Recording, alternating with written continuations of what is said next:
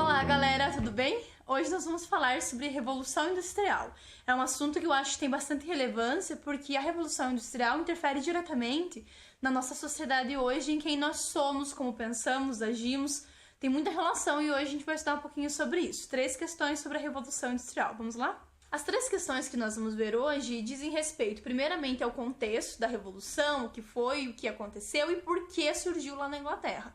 Depois, na segunda questão, a gente vai entender quais foram as principais mudanças no modo de produção e depois, no terceiro momento, quais foram as principais mudanças em termos de sociedade. De maneira geral, a Revolução Industrial pode ser entendida como um movimento que surgiu na Inglaterra no século XVIII. Não se sabe precisar exatamente em que ano, em que contexto, mas de maneira geral, aí, esses são os dados mais relevantes. Inglaterra, século XVIII, uma mudança na maneira como se produz, porque até então vigorava naquela sociedade a lógica da manufatura ou do artesanato. E agora a produção passa a ser a partir da máquina a vapor, da fábrica, da indústria. Então isso vai mudar totalmente aquela sociedade. E é esse processo que a gente vai analisar agora, essa grande mudança na maneira como se produziam as coisas. Então, primeiramente, por que a gente chama de revolução esse movimento que muda o modo de produção lá no século XVIII e tem início na Inglaterra? Primeiro porque revolução pressupõe uma grande transformação, não é um movimento pequeno que não tem muita relevância, pelo contrário. É um movimento que atinge, de certa maneira, o mundo ou uma sociedade toda e que tem repercussões mesmo depois do acontecimento, né? Como é o caso da Revolução Industrial, tem repercussões até hoje e influenciou a nossa sociedade da maneira como a gente vive hoje, como eu falei no começo do vídeo. Então, primeiro, a gente usa o termo revolução porque realmente modificou muito, não só os modos de produção, a maneira como se produzia as coisas, mas também a sociedade toda daquele período e tem repercussões até hoje. Então, por que esse movimento começa lá na Inglaterra? É importante que a gente volte um pouquinho no tempo e pense que lá na Inglaterra o absolutismo ele era limitado pelo parlamento e estava muito relacionado com o interesse dos burgueses em também, em certa medida, regulamentar ali as questões e diminuir o poder do rei. Então, ao contrário do que acontecia na França, por exemplo, na Inglaterra o poder já era um pouquinho mais limitado. Isso vai fazer, inclusive, com que a burguesia lá na Inglaterra consiga ascender ao poder mais rapidamente do que em outros lugares na Europa. Esse é um dos fatores fundamentais para a gente entender por que foi a Inglaterra que começou esse processo. Porque uma vez que a burguesia tem mais poder, isso quer dizer acúmulo de capital. Acúmulo de capital, normalmente a gente associa, obviamente, com a questão do dinheiro que foi necessário para se fazer essa revolução. Então a gente costuma dizer que a Inglaterra ela tinha tanto condições em termos de dinheiro para financiar essa revolução, né? Pensar o desenvolvimento aí da máquina a vapor e outros elementos necessários para fazer essa revolução. Também a questão da matéria-prima e a mão de obra. Tudo isso junto fez com que a Inglaterra fosse a pioneira nesse processo. Com relação à mão de obra, por que eles tinham muita gente para poder trabalhar nas indústrias, nas cidades? Acontece que, um pouquinho antes de acontecer a Revolução no século XVIII, eles estavam fazendo na Inglaterra o que a gente chama de política de cercamento. Eles fazem uma mudança com relação à produção que existia na época e começam a deixar a agricultura de lado e usar aquela terra que antes era para produzir para criar ovelhas, inclusive por muito em função da lã, que também vai ser usada na Revolução Industrial. Então, essa política de cercamentos fez com que um grande número de terras, né, uma grande quantidade de terra fosse utilizada para essa criação e não mais para o cultivo. Isso vai fazer com que se reduza a necessidade de mão de obra, né, para cuidar ali das ovelhinhas fofas, do chão carneiro, não tinha necessidade de ter tanta gente. Isso vai fazer com que muita gente vá para as cidades em busca de trabalho. Outra questão também, gente, que vem depois, a gente tá pensando no êxodo rural que acontece nesse momento, mas esse êxodo vai continuar com o tempo, porque também muita gente que vivia do artesanato e de outras funções, como na agricultura, como a gente acabou de ver, vão acabar perdendo espaço nessa sociedade. Os artesãos, mesmo na cidade lá, eles tinham muita dificuldade em competir com o produto que vinha da fábrica, que era mais barato e que era mais acessível para as pessoas, né? É difícil competir com uma grande empresa, a gente sabe, até hoje. Então, muita gente vai migrar para as cidades e vai ficar lá. E por isso que a Inglaterra tem um grande contingente de mão de obra mesmo. E ainda também tem matéria-prima, porque eles tinham também para fazer a Revolução Industrial, carvão, minérios. Ou seja, eles tinham todo um conjunto de fatores que fez com que eles se tornassem pioneiros. Uma questão que eu gosto bastante de pensar é justamente a ideia de que muita gente diz que as máquinas acabaram roubando o trabalho do homem, o que não é uma verdade total, né? Claro que as máquinas, elas vão reduzir o número de pessoas que são necessárias para o trabalho, isso é óbvio. Mas não necessariamente elas vão eliminar todo e qualquer trabalho humano ou ação humana sobre elas, né? Senão a gente já teria que pensar uma inteligência artificial lá no século XVIII, que não é o que acontece. Até hoje, né, uma questão ainda polêmica. Será que as máquinas podem se autogovernar, pensar sozinhas? Enfim, uma pira louca aí que a gente não vai discutir hoje. Mas com relação à Revolução Industrial, isso não é verdadeiro. As máquinas não se autogovernavam e elas reduziram, obviamente, a quantidade de gente necessária, mas trouxeram uma novidade, que era a especialização do trabalho. Então, as pessoas começaram a se especializar em etapas da produção. Não necessariamente deixaram de ser utilizadas, até porque as primeiras máquinas ali, os teares, elas ainda necessitavam de muito controle, sempre alguém ali dava muito problema, não foi uma coisa tão simples, né? Não foi de uma hora para outra que eles inventaram uma máquina maravilhosa, que deu conta de resolver tudo, não precisava mais nem de gente para fazer nada, não. Sempre precisou da ação humana por detrás da ação dessa máquina. Então, as máquinas, elas reduzem a quantidade de gente necessária para o trabalho, mas elas não eliminam totalmente o trabalho humano. E elas acabam gerando essa especialização nas etapas de produção para você aprender a fazer uma coisa diferente que se fazia antes. Se antes o artesão ia lá e fazia o produto e vendia, agora ele tem que aprender a controlar a máquina, a lidar com ela, a arrumar, consertar, agir em função dela e a partir dos mecanismos que ela vai trazer. Outra questão ainda, que diz respeito à primeira parte da nossa discussão, é pensar a resistência que vem em função justamente dessa substituição das máquinas, né? A ideia de que os homens daquela época, as mulheres, começaram a acreditar que a máquina estava roubando o seu lugar e por isso fizeram movimentos como o ludismo, por exemplo, que foi a quebra das máquinas, não é verdadeira também. Né? Não necessariamente eles acharam que quebrando as máquinas eles iriam resolver os problemas. Só fazendo um parênteses, então, para quem não sabe, o ludismo foi o movimento mais concentrado da Inglaterra, que aconteceu ali depois da Revolução Industrial, onde os funcionários se reuniam normalmente à noite e faziam a quebra das máquinas e a destruição da matéria-prima. Eles não eram um bando de idiota que imaginavam que necessariamente a máquina em si era o grande problema e que eliminando ela tudo voltaria ao normal. Eles tinham plena consciência de que aqueles atos que eles faziam eram específicos para gerar ações específicas. Tem alguns historiadores que defendem que essas ações de quebras de máquinas, o ludismo, geraram sim alguns efeitos imediatos, né? Isso fazia com que os patrões tivessem que negociar melhores condições com os funcionários. Isso poderia ser uma menor carga horária, poderia querer dizer aumento de salário, melhores condições na fábrica mesmo, porque as fábricas eram extremamente insalubres, a condição do trabalho era terrível, então eles podiam negociar. De certa maneira, esse movimento de resistência, ele teve efeito a curto prazo. Teve, né? Tem algumas pessoas que dizem que isso não gerou muito efeito, foi uma grande bobagem, mas há sim um resultado que a gente possa pensar a partir desse movimento. E principalmente a questão mais central é entender que sim, os funcionários, os operários trabalhavam em função de uma resistência. É importante entender isso, eles não aceitaram tudo pura e simplesmente. Primeiramente, eles fazem esses movimentos não tão organizados, e aí depois eles vão se organizar sobre a lógica dos sindicatos, principalmente à medida que o socialismo vai ganhando o mundo lá no século XIX. Né? Eles vão começar a questionar muitas coisas e vão começar a se organizar através dos sindicatos, que eram os órgãos que iriam representar, em tese, os interesses dos trabalhadores, dos operários, do proletariado. Então, a resistência que vem no ludismo é fundamental para a gente entender que não há só um movimento que vem de cima para baixo, todo mundo aceita e acha lindo.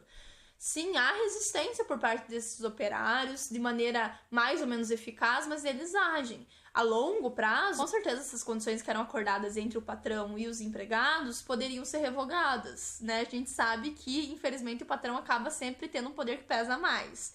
E também outra questão é que nesse momento, como tem muita gente para trabalhar, tem muita mão de obra, os patrões eles vão acabar fazendo aquela velha jogada de não tá satisfeito, pega e vaza porque tem mais gente aqui que tá interessado. Quanto mais mão de obra, mais fácil é para o patrão escolher pessoas que ele vai querer que trabalhem para ele. Agora, para mão de obra isso não é interessante, com certeza. Mas, de maneira geral, eles conseguiam, sim, muitas coisas através desse movimento. Depois o cartismo também, quando eles começam a escrever cartas, né, para falar sobre as suas insatisfações, são movimentos muito interessantes para a gente pensar que, sim, há resistência e há uma organização, que depois vai culminar no sindicato. Então, agora a gente vai pensar o que muda com relação ao modo de produção. Nós temos 3 momentos aí para pensar a produção. Primeiramente, a produção artesanal, a manufatura e a indústria. A produção artesanal, a gente pode pensar que remonta já lá à antiguidade, né? A galera sempre produzindo de maneira artesanal, que pressupõe o quê? Uma organização familiar em torno do artesão ali, a família é envolvida com isso, né? Uma produção de subsistência ali dentro de casa mesmo, uma agricultura de subsistência. A família toda envolvida nesse processo, o produto era feito quase que de maneira exclusiva, ele era mais caro porque ele demorava mais para ser feito, mas ele era com maior qualidade também, em certa medida, e o artesão, ele tinha o domínio de todas as etapas de produção, ele fazia o produto do começo ao fim e ele vendia esse produto, ele tinha o domínio do produto e o lucro era dele. Essa é a principal questão quando a gente pensa o artesanato. Aí vem a manufatura, que vai preceder a indústria. A manufatura começa a mudar um pouco esse esquema, porque eles começam a pensar o quê? Um cara lá compra um galpão, que vai ser o futuro patrão lá da indústria, ele vai começar a levar gente para esse galpão e esses artesãos não vão mais trabalhar lá na família, junto com a família, em casa, naquela estrutura que a gente acabou de ver. E eles não vão mais vender um produto. Eles vão para essa empresa, para esse galpão lá, não é ainda uma fábrica, ainda não tem a máquina a vapor, não tem o maquinário todo que é necessário para fazer isso, mas já acontece uma coisa que é muito característica da Revolução Industrial, que é a divisão do trabalho. Então eles já começam a pensar diferentes etapas. Um vai fazer da bota a sola, outro vai pegar e vai pintar o couro, vai se preocupar em fazer, né, esse tingimento, outro vai se preocupar em fazer o cadarço. Nossa, eu tô viajando na maionese aqui na minha produção da bota, né? Mas entendam um exemplo, né? Vamos pensar que cada um aí tem uma etapa para cumprir nessa produção. Então já há uma divisão de trabalho lá na manufatura. A questão é que, por que ela não é a indústria? Porque não tem ainda a máquina a vapor, o maquinário necessário. E outra questão que é fundamental é que o tempo ainda não é o mesmo tempo da Revolução Industrial. Porque o tempo é regulado pelos funcionários. Eles vão lá e trabalham o tempo que eles acham necessário para produzir aquele produto X e entregar aquele produto para o cara que é o dono do galpão. Eles não vendem o tempo deles, eles não têm uma carga horária para ficar nesse galpão necessariamente. Eles ainda têm o controle sobre o tempo deles. Mas eles já estão fazendo divisão de trabalho e estão se organizando em um estabelecimento que já não é mais a casa ou a oficina do artesão que estava no processo anterior. E aí vem o terceiro momento, que é o da fábrica, que muda totalmente o cenário até então. Por quê? A fábrica vai fazer com que as pessoas passem a vender não mais um produto, mas a sua força de trabalho. O que quer dizer que eu não vou mais fazer um produto com o tempo que eu quero, da forma como eu quero. Eu vou até um lugar e vou trabalhar para alguém determinado número de horas e vou vender a minha força física e intelectual e vou ficar trabalhando naquele lugar. É isso que acontece na Revolução Industrial. Isso que é a venda da força de trabalho. Eu não vendo mais a bota que eu fiz. Eu vou lá, trabalho para alguém, tenho uma carga horária e aí vou embora. Isso quer dizer que as pessoas passam a vender também o seu tempo, né? Não é só a força que eu tenho, mas o meu tempo. Aí o tempo também vai mudar, que é o que a gente vai ver na terceira questão. Outra questão também é que há uma divisão de trabalho ainda mais intensa do que já acontecia lá na manufatura. Agora sim, cada pessoa vai ser especializada em uma etapa de produção e vai fazer isso de maneira tão repetida que a pessoa vai chegar a ficar cansada de fazer uma mesma função, que é a crítica do Charles Chaplin lá nos tempos modernos, né? O cara fica tão louco de ficar a vida inteira fazendo uma função só, apertando as porcas, que ele dá uma pane nele lá. Chega uma hora que ele fica loucão. né? O que hoje a gente chamaria de LER, né? A lesão por esforço repetitivo. Então a galera fica realmente fazendo uma função só e qual que é a questão central da Revolução Industrial? Eles perdem a noção do processo todo de produção. Eu faço uma parte, eu me especializo nessa parte e eu só faço isso. Eu não sei qual que é o produto que tem lá no final. Se eu quiser conhecer, eu vou ter que comprar. Claro que daí também na Revolução Industrial a galera começa a ser consumidor, né? Com muita dificuldade, porque mal e mal eles ganham para sobreviver. Mas, né, de maneira geral, tem essa questão aí de que eles podem vir a ser consumidores e conhecerem o produto que eles estão fazendo, que é muito louco. Então, a Revolução Industrial, gente, vai ser uma grande loucuragem em que sentido? As pessoas vão começar a mudar totalmente a maneira como trabalhavam, vão ser obrigadas a irem para as fábricas porque o artesão não consegue competir com a fábrica como a gente já viu anteriormente, e aí eles ficam um determinado número de horas lá na fábrica e vão embora. Só que o número de horas que eles ficam lá é tão grande que isso vai gerar o que o Marx vai chamar de alienação. Quer dizer que eles ficam despreocupados com questões sociais, políticas, porque eles estão tão cansados da vida deles, que é tão difícil, da exploração que eles sofrem, que eles não têm tempo nem de pensar em nada, né? Tem um autor da época da Revolução Industrial, que é o Máximo Gorki, que tem uma frase muito legal, que ele diz que as pessoas esperam um alívio imediato de ir pro bar pra simplesmente esquecer da vida terrível que eles têm. Isso me lembra muito a gente hoje em dia, né? Ah, eu odeio durante a semana a minha vida e no final de semana eu vivo. Uhul, quando eu tô em casa eu vivo, o resto da minha vida é um lixo. Esse sentimento que a gente tem de cansaço, de não aguentar mais fazer as coisas, esse tempo corrido vem muito em função da Revolução Industrial. E essa alienação política vai fazer com que eles não questionem nada. Claro que com o tempo isso vai mudando, como eu falei anteriormente, eles vão se organizar na lógica de sindicatos, o socialismo vai crescer, ok, mas a carga horária deles era tão grande, tão exaustiva, gente, que podia chegar a 18 horas, normalmente 14, 16, mas podia chegar até 18 horas, que muitos acabavam se acidentando, dormindo enquanto estavam trabalhando.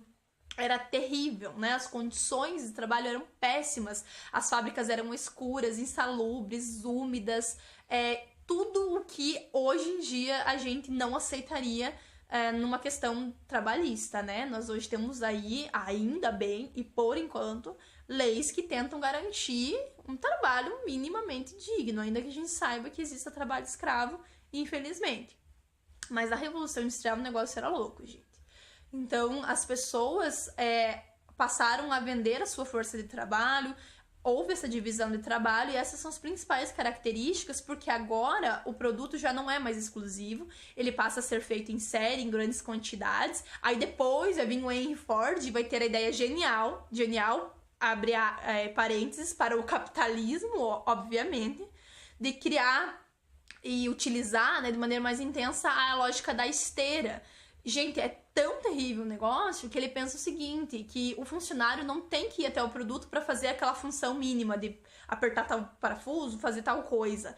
A esteira traz a determinada peça para ele, ou determinado produto, e ele faz a sua função e a esteira continua. É um ritmo frenético, é o ritmo frenético do capitalismo selvagem, do Titãs lá. É bem essa ideia.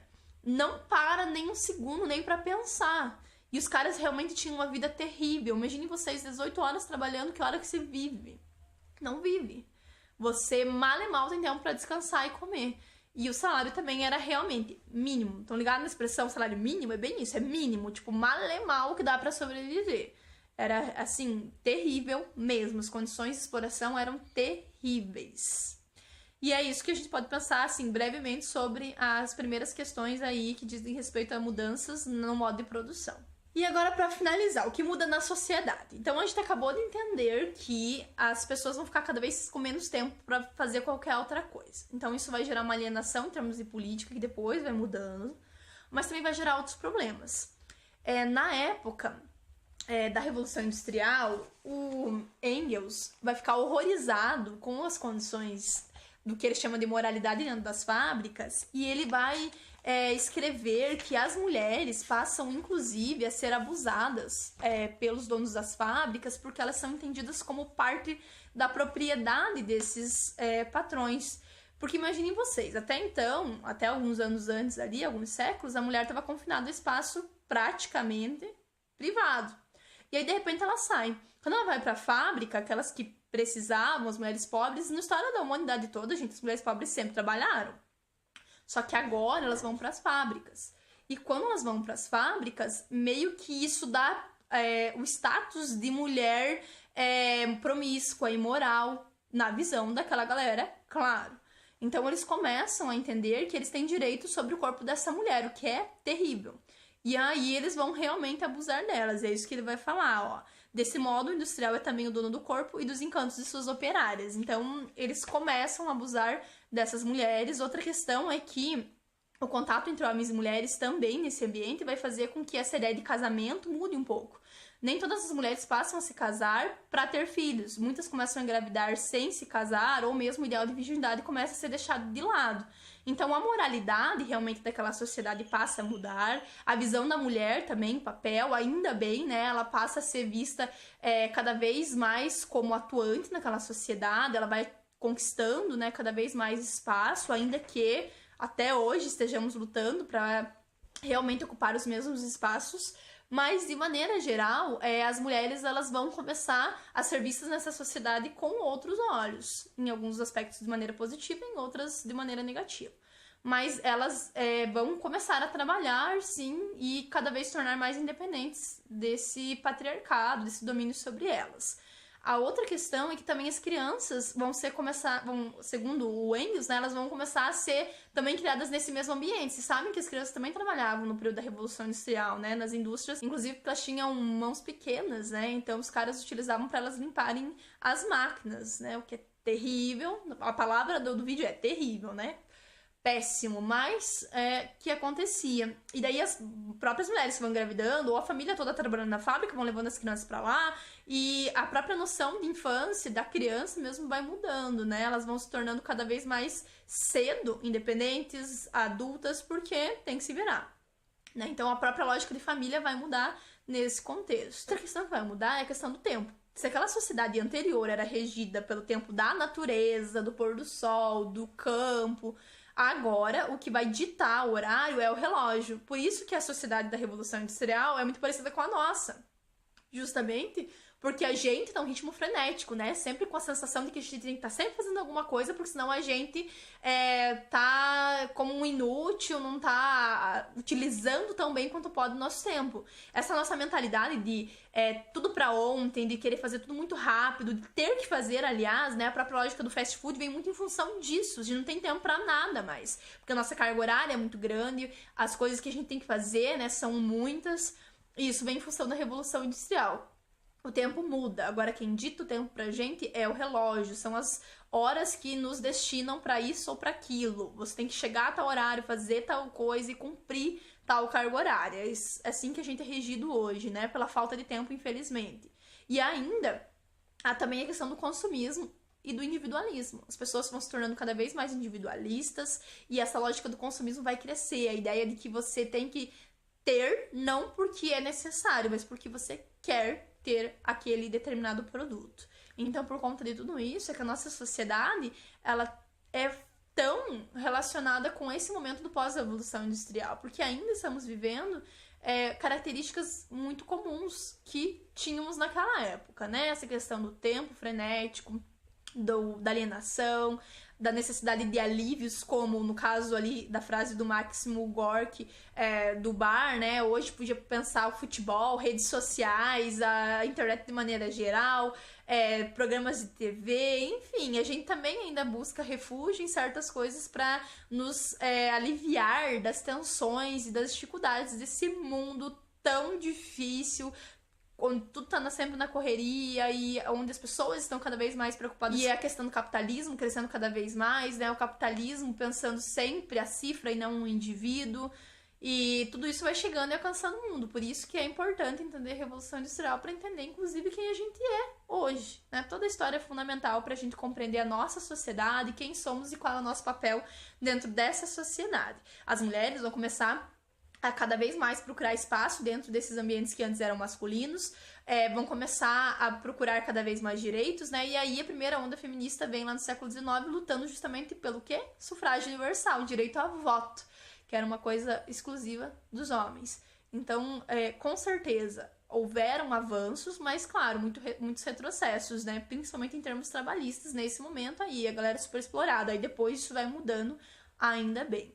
Até chegarmos nos dias de hoje e estarmos aí morrendo de medo que os nossos direitos sejam retirados e que a gente faça um grande retrocesso. Mas vamos indo conversando mais sobre isso daqui pra frente. Tchau e até mais!